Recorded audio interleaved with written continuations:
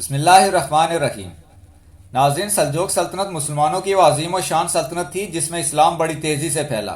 ये सल्तनत बड़े मुश्किल दौर में बनी जब उम्मत मुसलमान हर तरह से ज़वाल पजीर थी। इस सल्तनत ने पूरा शोब दौर में मुसलमानों की बाग दौड़ संभाली और 3 सदियों तक मुस्लिम उम्मा के लिए मुख्तलिफ मौज़ू पर लड़ती रही।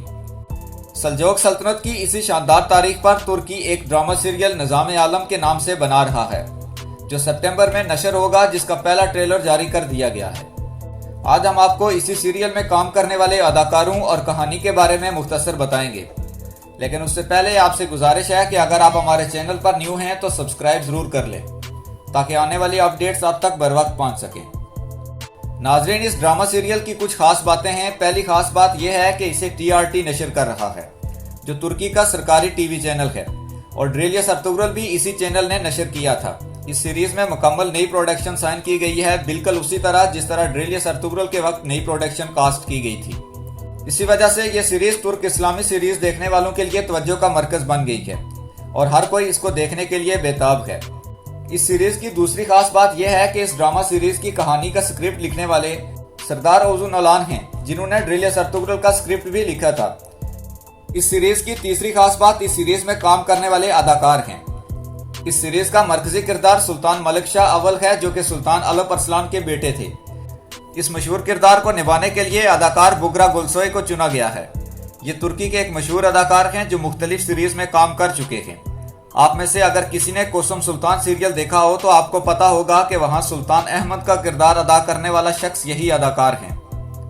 इन्होंने अपनी इब्तदाई तालीम अनकरा से हासिल की और स्टेज पर पहली बार 13 साल की उम्र में परफॉर्म किया।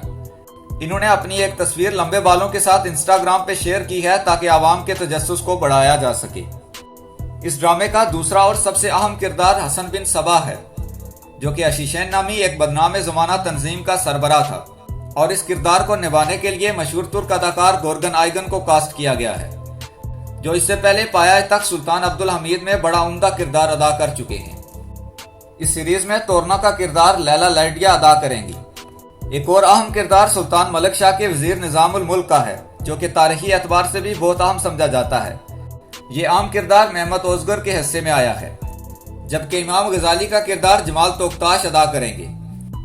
इस ड्रामे का दौर सुल्तान अलप अरसलान की वफात के बाद 1073 ईस्वी का है, जब 1071 ईस्वी में मलाजगिरीत की जंग जीतने के 2 साल बाद उनका इंतकाल हो गया था, और इनके बाद इनके बेटे सुल्तान मलिक शाह सल्जूक़ सल्तनत के मालिक बने।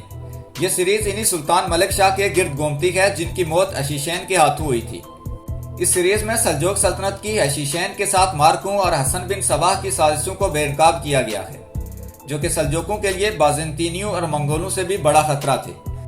नाज़रीन, तज्जिया नगार इसका पहला ट्रेलर और कास्ट देखने के बाद ये कहने पर मजबूर हो गए हैं कि ये ड्रामा सीरीज शुरू होने के बाद कुर्लुस उस्मान की मकबूलियत के लिए बड़ा खतरा बन सकता है, जिसका पहला सीजन मुकम्मल हो गया है और सीजन 2 आने वाला है। कुर्लुस उस्मान का सीजन 2 कब आ रहा है और कौन कौन से नए अदाकार उसमें आ रहे हैं और कौन कौन से अदाकार उस सीरीज को छोड़कर जा रहे हैं, तुर्गत अलप ने अपने आने या ना आने के हवाले से क्या बयान दिया है, ये सब देखने के लिए यहाँ पर क्लिक करें। शुक्रिया।